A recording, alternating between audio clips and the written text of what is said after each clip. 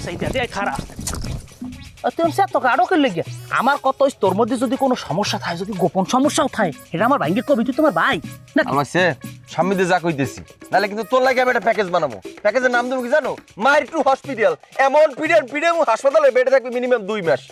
একটু ধৈর্য ধর মাথাটা ঠান্ডা কর আমার কথাটা বস তুই ধর আমার মুখ চাপতে ধরলি আমি কথা কইলাম না বেশ ভালো কথা গ্রামের হাঙ্গো গ্রামের মানুষের মুখ তুই চাপতে ধরতে পারবি তুই জানো কলেজের মাইয়েরা যখন কলেজে যায় তখন তোর নামে কি সমালোচনা করে কয়